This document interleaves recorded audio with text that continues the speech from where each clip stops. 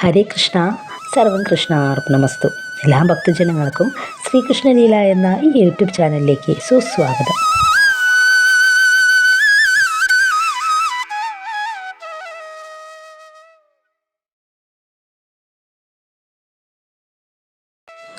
ധനുമാസ തണുപ്പിൻ്റെ തലോടലുമായി തിരുവാതിര വ്രതം എന്ന് എത്തിക്കഴിഞ്ഞു.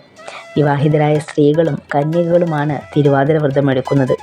ദാമ്പത്യ ഭദ്രതയ്ക്കും ദീർഘമംഗല്യത്തിനും ഉത്തമ ദാമ്പത്യത്തിനും വേണ്ടിയാണ് ഈ ഒരു വ്രതം അനുഷ്ഠിക്കുന്നത്. മകീര്യം, തിരുവാതിര, പുണർദം ഈ 3 ദിവസങ്ങളിലാണ് വ്രതം അനുഷ്ഠിക്കേണ്ടത്.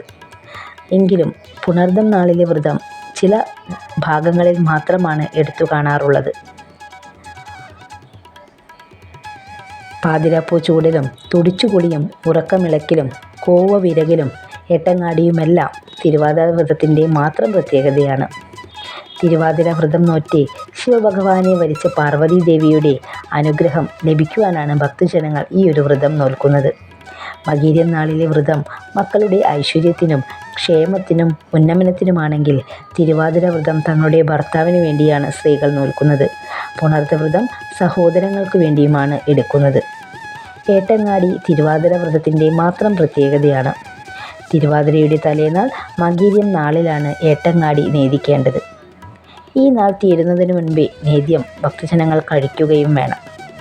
ചാണകമെഴുകിയ തറയിൽ ഉമി കൂട്ടി തീ കത്തിച്ച് കാച്ചിൽ, ചേമ്പ്, ചേന, കൂർക്ക, ചെറുകിഴങ്ങ്, നനക്കിഴങ്ങ്, ഏത്തക്കായ ഇവ ചുട്ടെടുത്തരിഞ്ഞ് ശർക്കര പാവിലേക്കിട്ട് അതിലേക്ക് നെയ്യ്, തേൻ, പഴം, കരിക്ക്, ചോളം, മലർ, കൊട്ടത്തേങ്ങ ഇവയുടെ കൂടെ വൻപയർ, കടല ഇവ വറുത്ത് പൊടിച്ച് ചേർത്തിളക്കിയെടുക്കുന്ന ഒരു പ്രധാനപ്പെട്ട ഒരു വിഭവമാണ് എട്ടങ്ങാടി.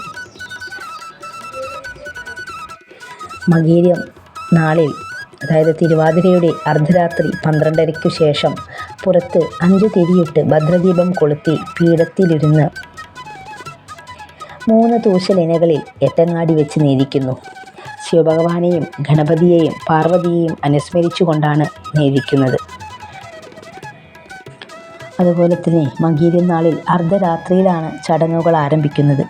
ഈ സമയത്ത് കന്യകമാരും സുമംഗലികളായ സ്ത്രീകളും വീട്ടിൽ കോലം വരച്ച് ദേവിയെ അർദ്ധനാരീശ്വര സങ്കല്പത്തിൽ പൂജിച്ച് 3 വെറ്റില കൊണ്ട് 3 കൂട്ടി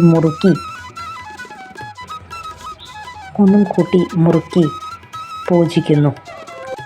അതുപോലെ തന്നെ ശിവഭഗവാനെയും പാർവതി ദേവിയെയും ചന്ദ്രനെയും പ്രാർത്ഥിച്ചുകൊണ്ട് അല്ലെങ്കിൽ ചന്ദ്രനെ നോക്കി ദശപുഷ്പങ്ങൾ തലയിൽ ചൂടി തിരുവാതിര വ്രതത്തിൻ്റെ ആരംഭം കുറിക്കുകയാണ്. ദശപുഷ്പങ്ങൾ ഓരോന്നിനും പ്രത്യേകം ഫലങ്ങളാണ് പറയപ്പെടുന്നത്.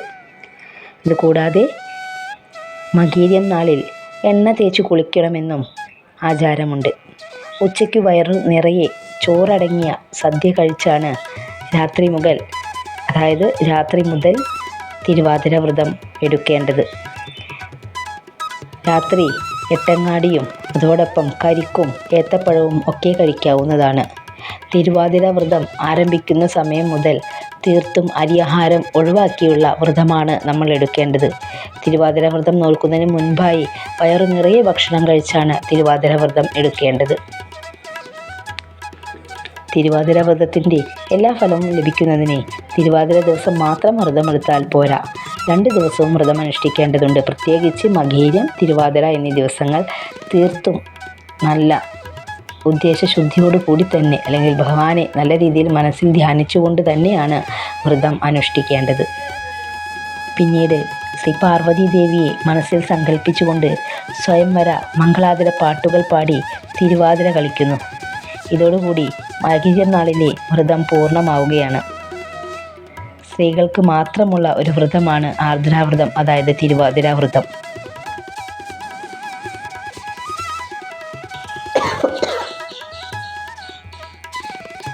ഇനി ദശപുഷ്പങ്ങളും അവയുടെ ദേവതാ സങ്കല്പവും ഫലവും നോക്കാം. കറുക ആദ്യത്തെ ഭഗവാനാണ് ദേവത, വ്യാധികൾ ശമിപ്പിക്കുവാൻ കഴിവുള്ളതാണ്. വിഷ്ണുകാന്തി ശ്രീകൃഷ്ണനാണ് ദേവത, മോക്ഷപ്രാപ്തിയാണ് ഫലം. തിരുതാളി ലക്ഷ്മിയും ദുർഗയുമാണ് ദേവത, ഐശ്വര്യം ലഭിക്കും. പൂവാം കുരുന്നില ബ്രഹ്മാവാണ് ദേവത, ദാരിദ്ര്യം ശമിപ്പിക്കുവാൻ കഴിവുള്ളതാണ്. കയ്യോന്നി ശിവനാണ് ദേവത, പഞ്ചപാപങ്ങളും ശമിക്കും. മുക്കുറ്റി പാർവതീദേവിയാണ് ദേവത, ഭർത്തൃസൗഖ്യം ലഭിക്കും. മുക്കുറ്റി പാർവതീദേവിയാണ് ദേവത, ഭർത്തൃസൗഖ്യം ലഭിക്കും. നിലപ്പന ഭൂമിദേവിയാണ് ദേവത, ജന്മസാഫല്യമാണ് ഫലം. ഒഴിഞ്ഞ ഇന്ദ്രനാണ് ദേവത, അഭീഷ്ടസിദ്ധിയാണ് ലഭിക്കുക. ചെറുള യമനാണ് ദേവത, ദീർഘായുസ് ലഭിക്കും. മുയൽ ചില്ലൻ കാമദേവനും ചന്ദ്രനുമാണ് ദേവത, അതുകൊണ്ട് തന്നെ സൗന്ദര്യം ലഭിക്കും. ഇത്തരത്തിലുള്ള ദശപുഷ്പങ്ങൾ തലയിൽ ചൂടി ഓരോ ചന്ദ്രനെ നോക്കി പ്രാർത്ഥിച്ചുകൊണ്ട് പാതിരാപ്പൂ ചൂടുക എന്നൊരു ആചാരം കൂടി നിലനിൽക്കുന്നുണ്ട്. ഇതിനുശേഷം ഇളനീർ കുടിച്ച് 3 വെറ്റില 3 കൂട്ടി മുറുക്കി മംഗള ആരതി പാടി തിരുവാതിര കളിയും കഴിഞ്ഞ് നമ്മുടെ ഈ ഒരു മകീര വ്രതത്തിൻ്റെ അവസാന ഘട്ടത്തിൽ എത്തി നിൽക്കുന്ന ഒരു സമയമാണ് ആ ഒരു സമയം എന്ന് പറയുന്നത്. ഇതോടുകൂടി നമ്മൾ തിരുവാതിര വ്രതത്തിൻ്റെ പൂർണ്ണമായ വ്രതത്തിലേക്ക് കടക്കുകയാണ്. ഇനിയുമുണ്ട് ഒരുപാട് കാര്യങ്ങൾ തിരുവാതിര വ്രതവുമായി ബന്ധപ്പെട്ട് പറയുവാനായിട്ട്. അതൊക്കെ വരും വീഡിയോസിൽ നിങ്ങളുമായി ഷെയർ ചെയ്യാൻ ആഗ്രഹിക്കുകയാണ്. അപ്പോൾ ഈ ഒരു അധ്യായം ഇവിടെ വെച്ച് നിർത്തുകയാണ്. നല്ല രീതിയിൽ തിരുവാതിര വ്രതം എടുക്കുവാൻ നിങ്ങൾ ഓരോരുത്തരെയും ഭഗവാൻ സഹായിക്കട്ടെ എന്നും ആശംസിച്ചുകൊണ്ട് ഹരി ഓം.